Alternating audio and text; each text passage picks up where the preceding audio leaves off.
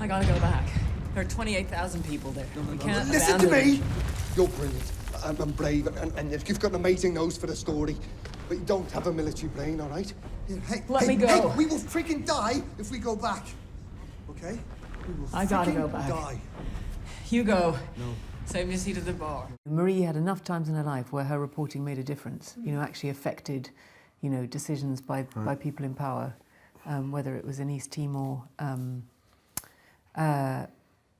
and where she actually reversed a decision by the UN to evacuate a compound when the militia uprising was considered too dangerous, and her presence there saved thousands of lives. Yeah.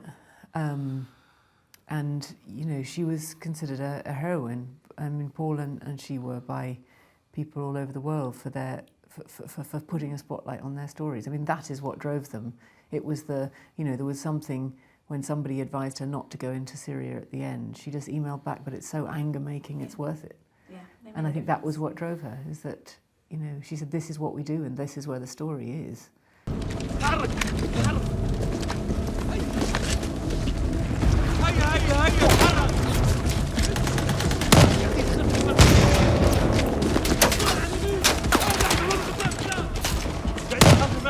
Come on, let's go! No, wait!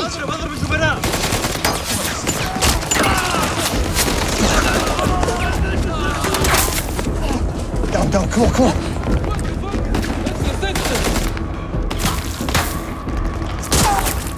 Making it as realistic as possible was at the forefront of everything, and he cast real refugees for a lot of the places that we're depicting in the movie. So I think we got about as close as you could in dealing with that. And when we think the widows' basement in Homs, they were real Syrian refugees. So the woman telling her story to Roz that's her true story. That wasn't scripted, and I mean we had to react in the moment, which is not the case often for something where you're very much following a script and you kind of know roughly how it's going to play out. We just didn't know what was coming at us. I just imagine it must be one of the hardest things maybe films that you've possibly ever it's worked. tough emotionally. I mean, I think in terms of, if acting is a reactive job, it was the sort of best version of that because, you're reacting to people's lived experience.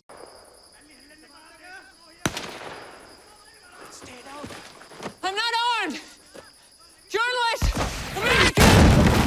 And I'm just going to touch on before I go, obviously the win for the civil suit has just come through, which we've obviously heard. How momentous is that? It's absolutely enormous. I mean, we heard it from Paul himself just before we started doing this, and it was a very, clearly a very emotional piece of news for him. Paul's been working, this is what he's been working on, it's his life's work for the last, 5-6 years. So to get this result is just, monumental.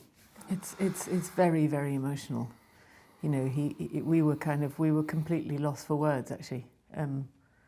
It's huge, to actually have, you can't quite believe it, that it's written in black and white, that the Assad regime has been found guilty of the murder of journalists and the deliberate targeting of the media centre, and it's categoric, and it's a verdict by a judge, and it's amazing. We're stopping the score at home goal.